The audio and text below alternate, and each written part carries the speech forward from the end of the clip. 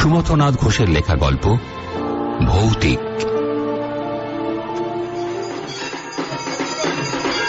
সে বছর পুজোর সময় কোথায় বেড়াতে যাব স্থির করতে না পেরে হঠাৎ রওনা হলাম গোপালপুর। শুনেছিলাম সমুদ্র এনজয় করতে হলে ওর চেয়ে ভালো জায়গা নাকি আর দুটো নেই ভারতবর্ষে। চিরদিনই একা একা ঘুরে বেড়ানো আমার অভ্যেস, এবারও তার কোনো ব্যতিক্রম হল না।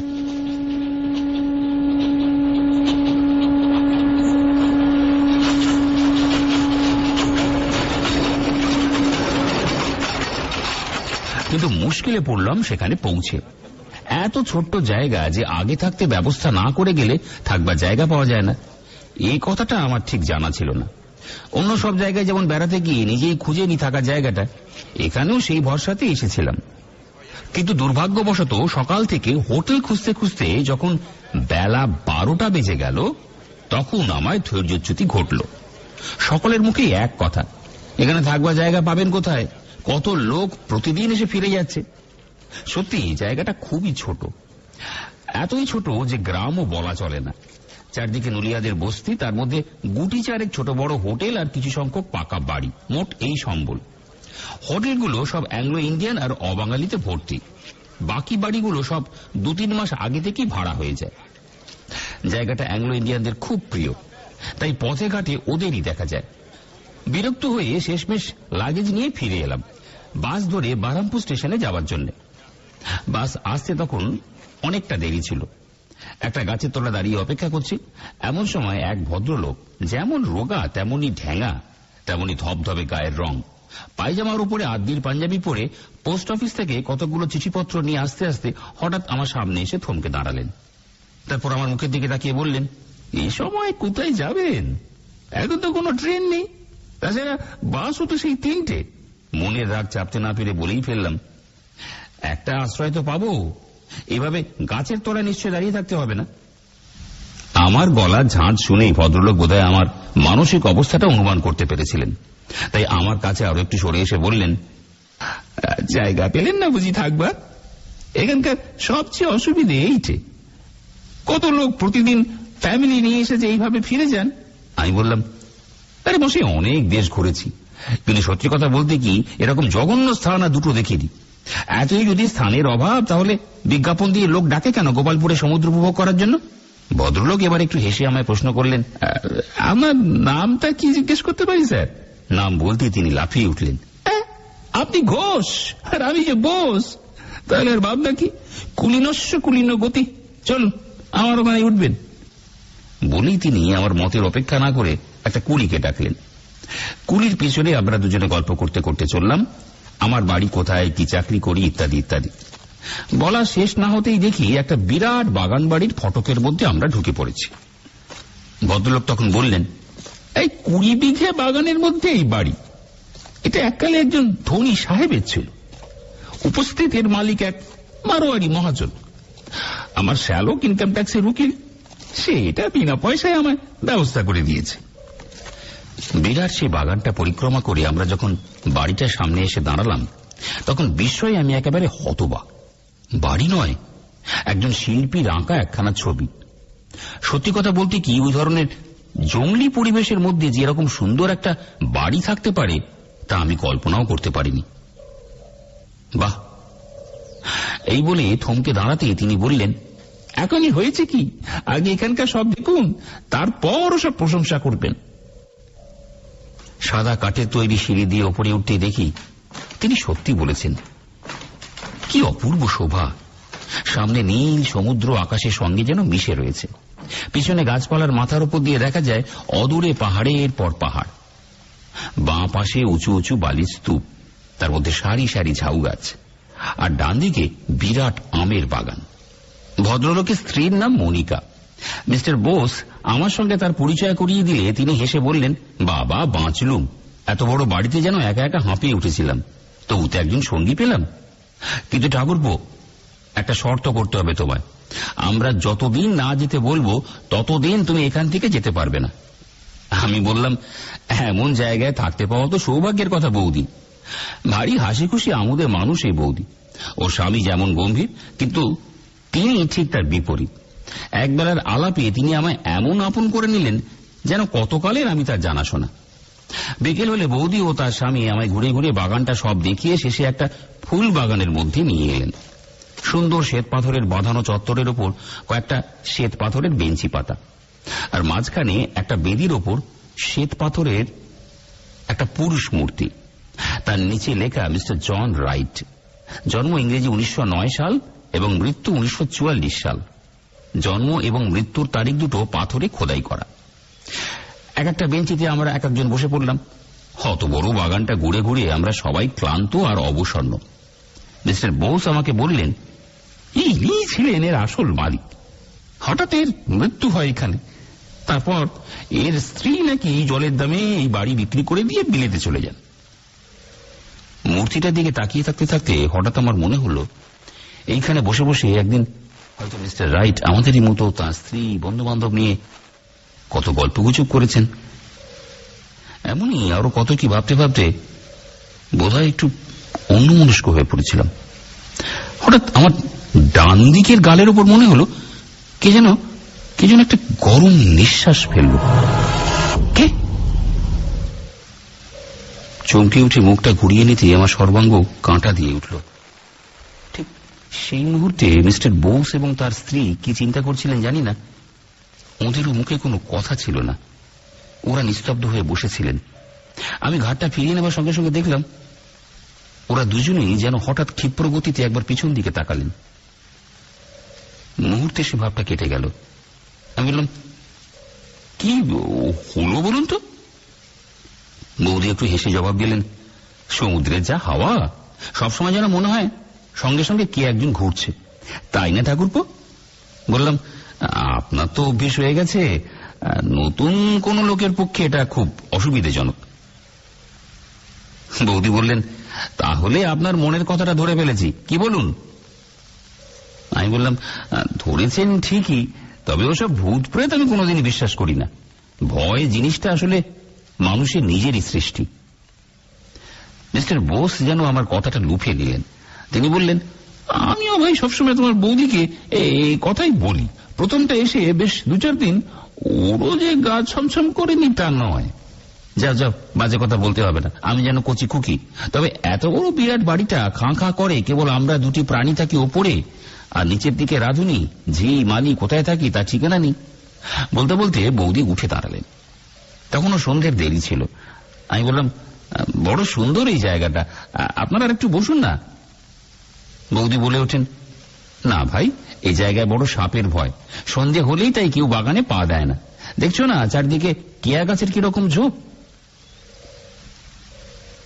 আর কোনো কথা না বলে আমরা তিনজনই চলতে শুরু করলাম। প্রথমে আমি, তারপর মিস্টার বোস এবং সবশেষে বৌদি। কয়েক পা এগিয়েছি, এমন সময় বৌদি হঠাৎ আঁতকে চিৎকার করে উঠলেন, কি হলো বলে আমরা দুজনে ঘুরে দাঁড়াতেই দেখি বৌদির শাড়ির আঁচলটা কে যেন কেয়া গাছের আড়াল থেকে টেনে ধরেছে। তাকে যেন সেখান থেকে চলে আসতে দিতে চায় না। বৌদির ভয়ার্ত মুখে রক্ত ফিরে এলো। তিনি বললেন, কিচ্ছু হয়নি, এই হাওয়ার জ্বালায় না জ্বলে পুড়ে বললাম। দাও তো ভাই আঁচলটা কাঁটা থেকে ছাড়িয়ে দেখো, পরোপকার করতে গিয়ে আবার হাতে যেন কাঁটা ফুটিয়ে বসো না। সত্যি সমুদ্রের ধারে যে বাস করেনি, প্রথম প্রথম তার ভয় লাগে বই কি। মনে আছে প্রথম রাতে একেবারেই ঘুমোতে পারিনি। বাইরে ঝাউ গাছগুলোর মাথায় সমুদ্রের হাওয়া যেন গুমরে আর্তনাদ করে। এই মনে হয় কে যেন ঠেলছে। পরক্ষণে দেখি কে যেন দরজায় ধাক্কা দিচ্ছে। কে কে কে চিৎকার করে বিছানায় ধর্মর করে উঠে বসতেই ওপাশের ঘর থেকে মিস্টার বোস সাড়া দেন, ভয় পাবেন না মিস্টার ঘোষ, ও লোক নয়, সমুদ্রের হাওয়া, ওর নাম ওজন, যা মানুষের দেহে বল সঞ্চার করে। বলাই বাহুল্য 2-4 দিনের মধ্যে শব্দগুলো আমার অভ্যস্ত হয়ে গেল। কিন্তু বৌদি টেবিলে খেতে বসে আমায় সবসময় খোঁচা দিতেন, এই তুমি বীরপুরুষ সাহসী, এইসব বলে। বৌদির কাছে এই বদনামটা ঘোচানোর জন্য মনে মনে একটা সুযোগের অপেক্ষা করতে লাগলাম। একদিন সমুদ্রের পাড় থেকে বেরিয়ে ফিরে দেখি বৌদির মুখ ভার ও মিস্টার বোস খুব চিন্তিত। ব্যাপার কি বৌদি? এই প্রশ্ন করতেই বৌদি একেবারে ঝেঁঝে চিৎকার করে উঠলেন। বললেন, এখানকার ঝি চাকরগুলো বড্ড নেমো খারাপ। আজ আবার রাধুনিটা বলছে তার নাকি বাপ মরো তাকে রেখে পরশু ফিরে আসবে, অথচ কাল লক্ষ্মী পূর্ণিমা, সারাদিন উপোস করে থেকে রাত্রে গোবিন্দ মন্দিরে পুজো দিয়ে তবে আমি জল খাবো, এইটো কাটা কিচ্ছু ছুঁতে নেই। আমি বললাম, ও এই কথা, আচ্ছা আমি এক্ষুনি রাধুনিটাকে বুঝিয়ে রাজি করাচ্ছি, আপনি কিছু ভাববেন না। মাঝে মধ্যে রাধুনিকে কিছু কিছু টাকা বকশিস দিতাম। দিনে 10-12 কাপ চা খাওয়া আমার অভ্যেস। সে ঠিক সময়ে উপরে আমার ঘরে পৌঁছে দিয়ে আসতো বলে। মিস্টার বোস বললেন, দেখো ভাই, তুমি যদি বোঝাতে পারো। আমরা স্বামী স্ত্রী তো হার মেনেছি। আমি রান্নাঘরে গিয়ে প্রথমেই 10টা টাকা ওর হাতে গুঁজে দিয়ে তারপর আসল কথাটা পারলাম। বললাম, অন্তত লক্ষ্মী পূর্ণিমার দিনটা তুমি থেকে যাও। রাধুনী ঠাকুর তার গোল গোল দুটো চোখ আমার মুখের ওপর রেখে কিছুক্ষণ তাকিয়ে বলল, 10 টাকা কেন, 1000 টাকা দিল, আমি কাল রাতে বাড়িতে কাজ করব না। তার গলায় ভয়ের ইঙ্গিত পেয়ে আমি প্রশ্ন করলাম, কেন, কি ব্যাপার তোমার? সে এবার ফিসফিস করে আমায় বলল, জানেন বাবু, লক্ষ্মী পূর্ণিমার রাতে ওই সাহেব ভূতটা ওই মূর্তিটা থেকে বেরিয়ে এসে ঘরগুলোতে ঘুরে বেড়ায়। থরথর করে তার গলা একবার কেঁপে উঠল। তারপর দুহাতে কান মুলিয়ে জিভ কেটে জানালো যে এর বেশি আর একটা কথাও সে মুখে উচ্চারণ করতে পারবে না। তারপর একটু চুপ করে থেকে রাধুনিটা আমায় বলল, যদি ভালো চাও তো তুমিও পালাও বাবু, এ বাড়ি ছেড়ে পালিয়ে যাও। বৌদিদের ঘরে এসে কথাটা বলে আমি খুব হাসতে লাগলাম। মিস্টার বোসও আমার হাসিতে চোখ দিলেন।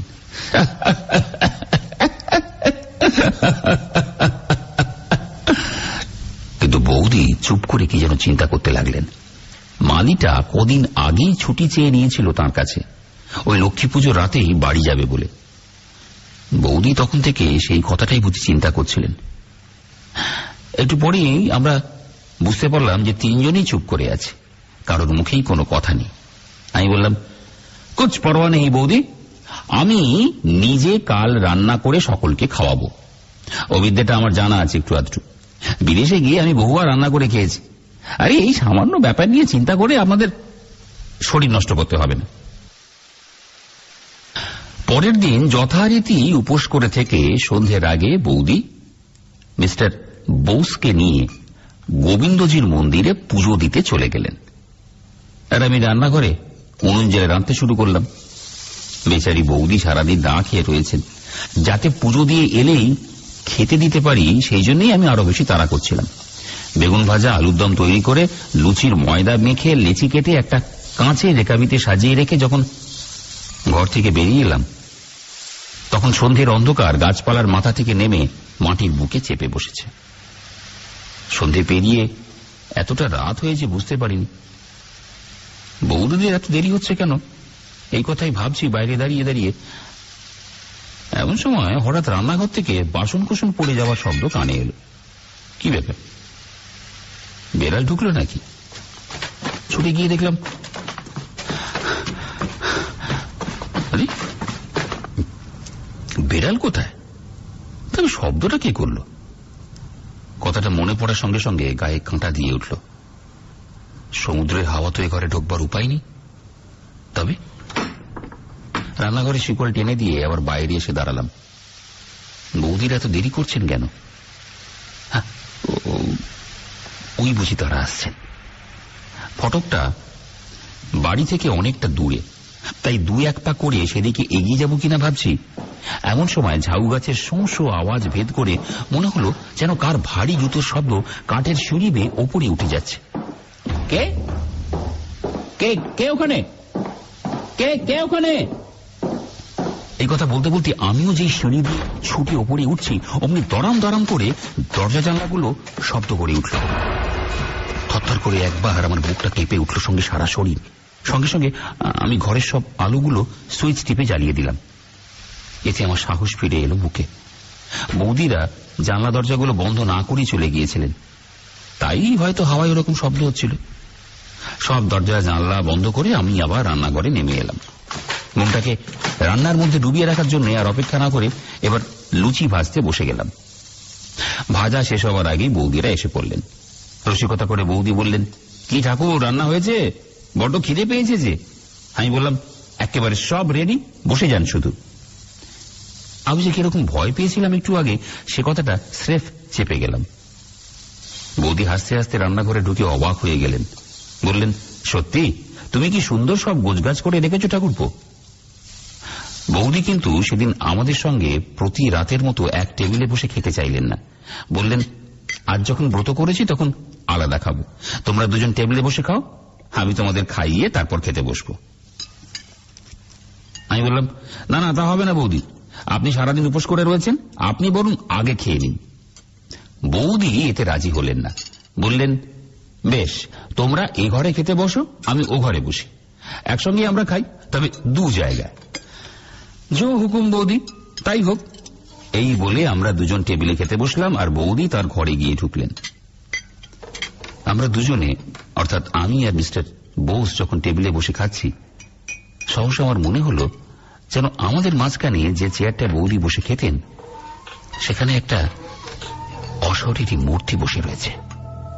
তাকে চোখে দেখতে পাচ্ছি না বটে, তবে তার অদৃশ্য শরীরের স্পর্শ যেন আমি একটু নড়লেই আমার গায়ে এসে লাগবে। মনের ভয়ে ঢাকবার জন্য খেতে খেতে গল্প শুরু করে দিলাম মিস্টার বোসের সঙ্গে।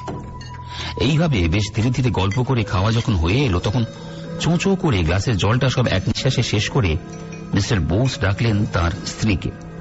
মনিকা, ও মনিকা, এক গ্লাস জল দিয়ে যাও তো। সব চুপচাপ,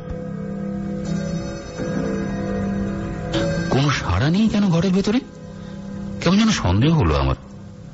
টপ করে তাই উঠে পড়লাম বৌদির ঘরে যাব বলে, কিন্তু দরজার সামনে পা দিয়ে আমি চেঁচিয়ে উঠলাম, মিস্টার বোস, শিগগির আসুন, বৌদি অজ্ঞান হয়ে পড়ে রয়েছেন ঘরের মেঝেতে। এ কি, তার খাবার থালা গ্লাসগুলো সব কোথায় গেল? ঘরের চারদিকে চোখ বুলিয়ে নিয়ে আমি সঙ্গে সঙ্গে ছুটলাম বাগানের দিকে, পাথরের মূর্তিটা সেখানে আছে কিনা দেখব বলে। মিস্টার বোস তখন বৌদির মুখ চোখে জল দিয়ে পাখার হাওয়া করতে বসলেন। লক্ষ্মী পূর্ণিমার রাত, জ্যোৎস্নায় সমস্ত বাগানটা ভরে গেছে।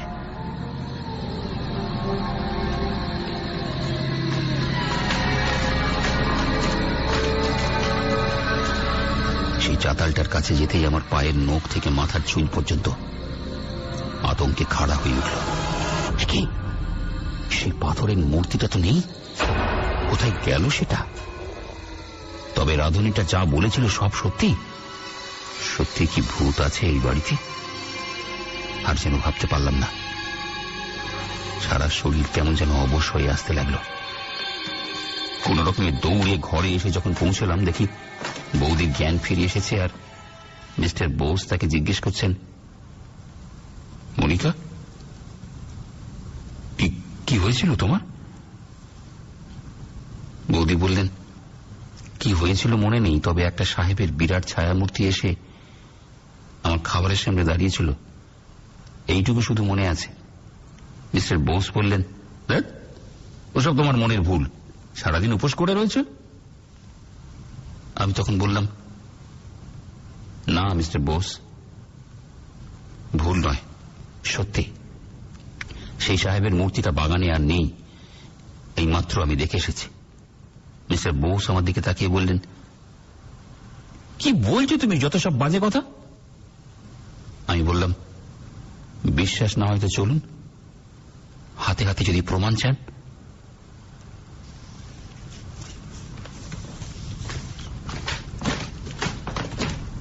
মিস্টার বোস আর বৌদিকে সঙ্গে নিয়ে আমি তখনই সেখানে গেলাম। আরে এ কি, ওই তো রয়েছে সেই পাথরের মূর্তিটা ঠিক সেই জায়গায়, একই অবস্থা।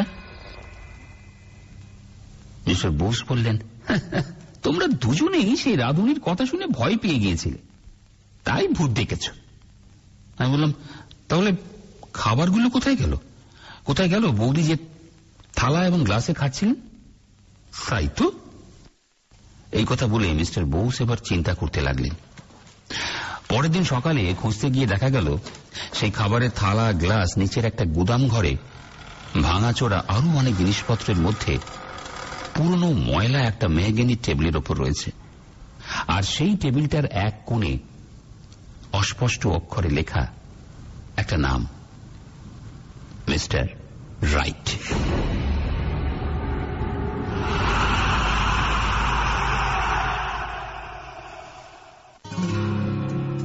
1910 জন্ম সুমথনাথ ঘোষের। উল্লেখযোগ্য ছোটদের বই কিশোর গ্রন্থাবলী, ছোটদের বিশ্ব সাহিত্য, পূর্ব বাংলার উপকথা এবং কিশোর অমনিবাস। অনুবাদও করেছেন কিছু।